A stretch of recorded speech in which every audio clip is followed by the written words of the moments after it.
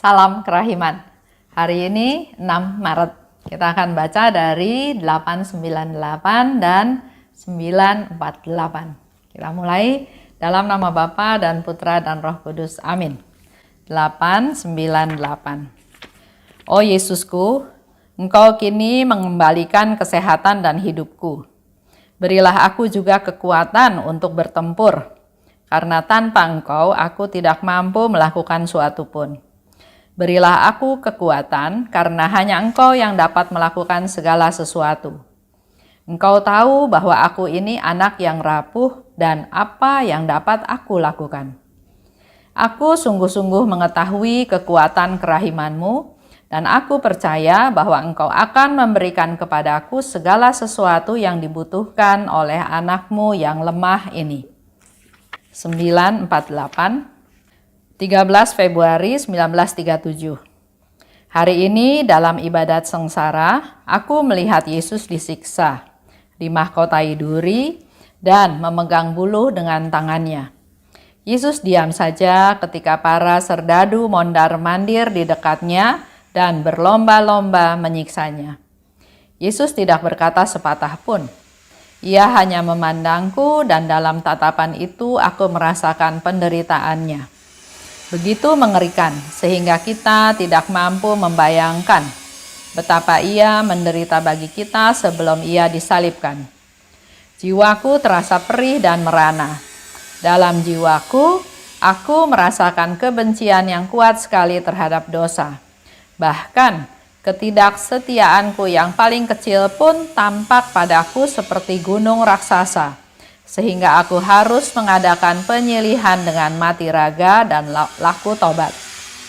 Ketika aku melihat Yesus disiksa, hatiku tercabik-cabik, dan aku berpikir, apa jadinya orang-orang berdosa kalau mereka tidak memetik manfaat dari sengsara Yesus? Dalam sengsaranya, aku melihat seluruh samudra kerahiman. Doanya Suster Faustina. Oh Yesusku, Engkau kembalikan kesehatan dan hidupku. Pada waktu itu, Suster Faustina sedang sakit. Bahkan sakit yang parah. Pada waktu Suster Faustina merasa lebih sehat, maka dia katakan, Engkau kembalikan kesehatan dan hidupku. Oleh sebab itu dia minta, berilah aku kekuatan untuk bertempur. Karena tanpa Engkau, aku tidak mampu melaksanakan apapun. Dia merasa sehat, dia merasa hidup lagi, tapi dia tahu bahwa dia tetap harus bertempur. Karena yang menjadi kerinduan dia adalah keselamatan jiwa-jiwa. Dan untuk memenangkan jiwa-jiwa, dia tahu dia harus bertempur. Oleh sebab itu dia katakan, mohon kekuatan untuk bertempur. Karena dia tahu tanpa Yesus dia nggak bisa lakukan apa-apa. Dia ulang lagi, berilah aku kekuatan Tuhan. Karena hanya Engkau yang dapat melakukan segala sesuatu. Itu imannya Suster Faustina ya. Hanya Tuhan yang bisa melakukan segala sesuatu. Dengan rendah hati, dia katakan lagi pada Yesus, Yesus, Engkau tahu, aku kan anak yang rapuh. Apa yang dapat kulakukan kalau nggak dapat kekuatan dari Tuhan? Aku sungguh-sungguh mengetahui kekuatan kerahiman-Mu. Suster Faustina kembali meyakinkan dirinya dan juga kita semua, dan juga dia mau kasih tahu ke Tuhan bahwa aku tahu kekuatan kerahiman-Mu bisa melakukan apa saja. Dan aku percaya Engkau akan memberikannya kepadaku. Segala sesuatu yang dibutuhkan oleh anak-Mu yang lemah ini. Ini menjadi contoh buat kita semua. Kita juga manusia yang lemah, yang tidak berdaya, yang papa, yang bahkan sering sekali jatuh ke dalam dosa. Tapi hari ini Suster Faustina mengajar kita semua bahwa ayo belajar dari Suster Faustina. bahwa dia memang rapuh, memang dia tidak berdaya, dia anak yang rapuh, dia tahu dia nggak bisa lakukan apa-apa kalau bukan dari Tuhan. Oleh sebab itu dia sungguh-sungguh mengandalkan Tuhan dan dia percaya. Dia percaya bahwa dia akan memperoleh kekuatan dari kerahimannya Tuhan. Di 948 itu terjadi 13 Februari 1937.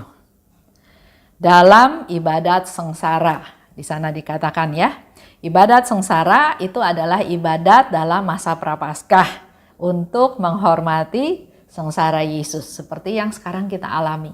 Dalam masa Prapaskah, setiap hari Jumat kita ada jalan salib dan ada perayaan Ekaristi. Bahkan dalam masa pandemi ini kita bisa mengikuti perayaan Ekaristi setiap hari. Begitu banyak tawaran dari paroki kita masing-masing, dari keuskupan, bahkan kita bisa mendapatkan channel atau link dari keuskupan yang lainnya untuk memperkaya kita.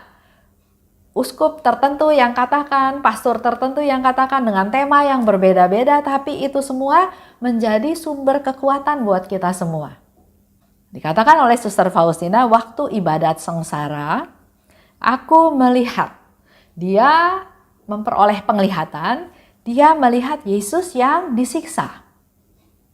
Dimahkotai duri, dia memegang buluh pada tangannya.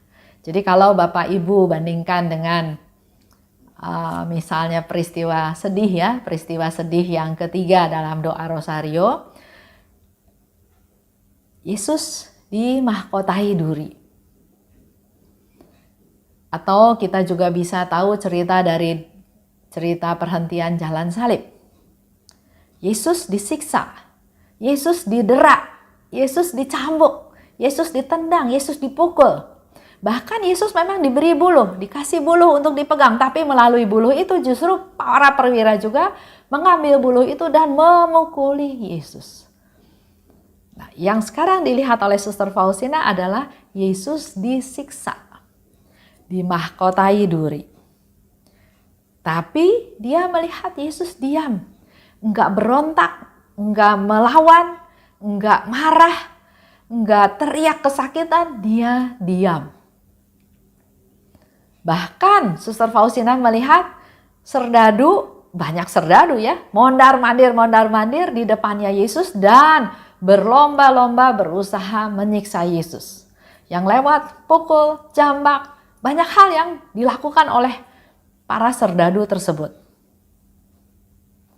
Itu yang dilihat oleh Suster Faustina pada waktu ibadat sengsara.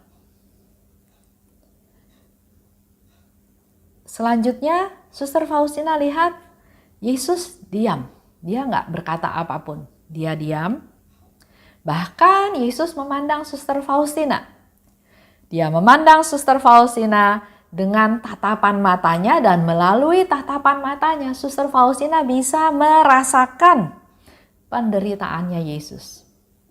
Walaupun dia diam, tapi karena ada hubungan yang sangat erat antara Suster Faustina dan Yesus, maka melalui tatapan matanya Yesus dia bisa merasakan penderitaannya Yesus. Dikatakan oleh Suster Faustina penderitaannya itu begitu mengerikan. Dia menderita buat kita semua. Dia menderita untuk kita manusia berdosa sebelum dia disalib. Jadi apa yang dialami oleh Yesus itu bukan dia menderita pada waktu dia disalib, tapi sebelum disalib dia sudah sangat-sangat menderita. Dengan melihat tatapan mata Yesus, Suster Faustina dia bilang, jiwaku merana, merasa perih dan merana.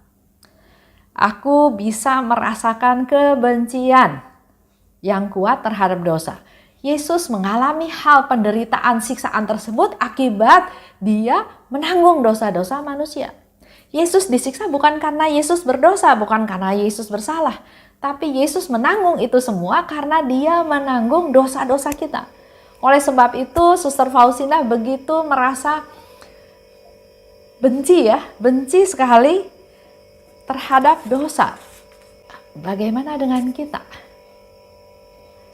Kita tahu dosa kita yang menyebabkan Yesus menderita. Apakah kita jadi benci pada dosa atau ya terus melanjutkan masa bodoh dengan apa yang Yesus alami? Saya harap ini menjadi renungan kita.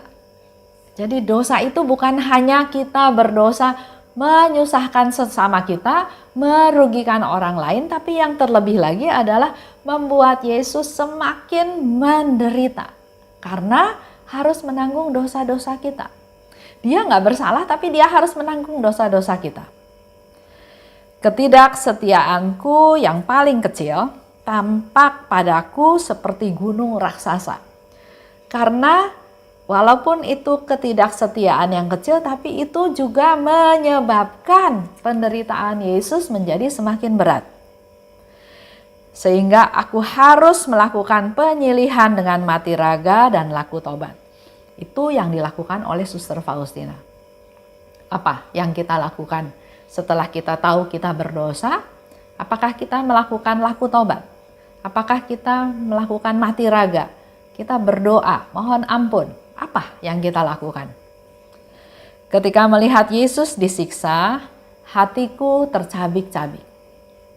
Apa jadinya orang-orang berdosa kalau mereka tidak memetik manfaat dari sengsara Yesus? Kita semua manusia berdosa. Kalau kita enggak memetik manfaat dari apa yang Yesus sudah derita, dia mau berkorban untuk kita sehingga kita enggak mengalami penderitaan yang seharusnya kita tanggung karena Yesus sudah menanggungnya. Nah, di sini Suster Faustina katakan, apa jadinya kalau kita enggak mau memanfaatkan atau memetik manfaat dari sengsara Yesus? Mungkin kita udah mati karena dosa kita sudah sangat besar, sangat banyak. Coba ukur umur 64 tahun saya. Sejak mulai saya bisa berdosa sampai sekarang, betapa besar dosa saya. Dan itu semua sudah ditanggung oleh Yesus sehingga kita sampai hari ini masih seperti ini. Masih bisa merasakan kasih Tuhan, masih bisa merasakan pengampunan dari Tuhan, pemeliharaan dari Tuhan. Oleh sebab itu, mari manfaatkan. Memetik manfaat dari sengsaranya Yesus. Dalam sengsaranya, aku melihat seluruh samudra kerahiman. Suster Faustina melihat melalui sengsaranya Yesus, dia bisa melihat seluruh samudra kerahiman. Nah, ini menjadi satu tantangan buat kita semua, buat Bapak Ibu. Kalau Bapak Ibu juga mau melihat besarnya kerahiman Tuhan melalui sengsaranya Yesus, mari kita renungkan jam kerahiman. Karena melalui permenungan dalam jam kerahiman, kita sungguh-sungguh bisa tahu bahwa Allah itu begitu baik, begitu pengampun, begitu maha murah, begitu sayang sama kita semua. Kasih Allah adalah bunga. Kerahiman adalah buahnya. Mari kita renungkan itu menjadi permenungan kita hari ini. Supaya sungguh masa Prapaskah ini adalah masa yang betul-betul kita siapkan dengan sebaik-baiknya untuk menyambut kedatangan Yesus pada hari Paskah, pada waktu Yesus bangkit. Dan terlebih lagi kita semakin menyiapkan diri untuk kita masuk ke pesta kerahiman untuk memperoleh indulgensi penuh, hadiah yang luar biasa yang Tuhan berikan kepada kita. Tuhan berikan dengan cuma-cuma. Tapi kita siap menerimanya atau tidak tergantung dari persiapan kita semuanya. Baik, kita tutup ya. Dalam nama Bapa dan Putra dan Roh Kudus. Amin. Salam kerahiman.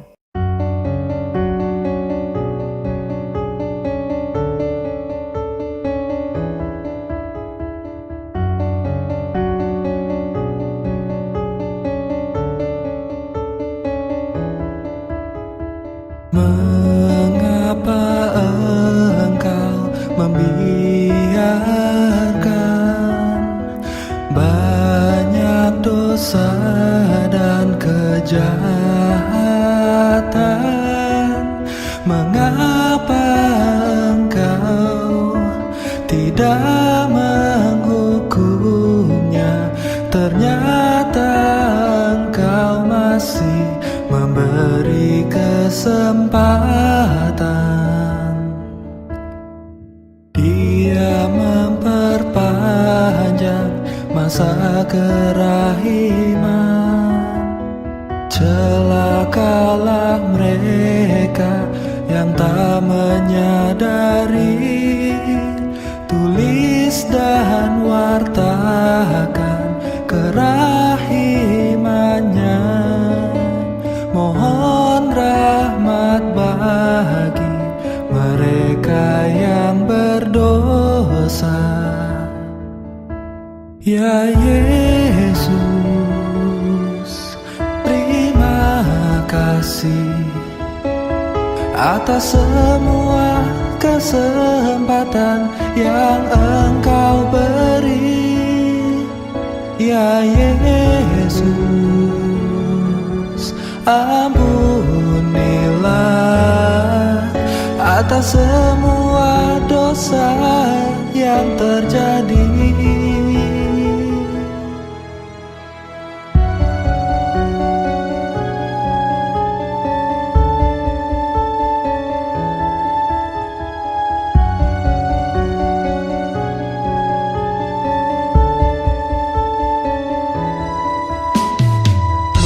Mengapa Engkau membiarkan banyak dosa dan kejahatan? Mengapa Engkau tidak menghukumnya? Ternyata Engkau masih memberi kesempatan. Dia memperpanjang masa kerahiman. Celakalah mereka yang tak menyadari, tulis dan wartakan kerahimannya. Mohon rahmat bagi mereka yang berdosa. Ya Yesus, terima kasih atas semua kesempatan yang Engkau beri. Ya Yesus, ampunilah atas semua dosa yang terjadi. Ya Yesus, terima kasih atas semua kesempatan yang Engkau beri. Ya Yesus, ampunilah atas semua dosa yang terjadi.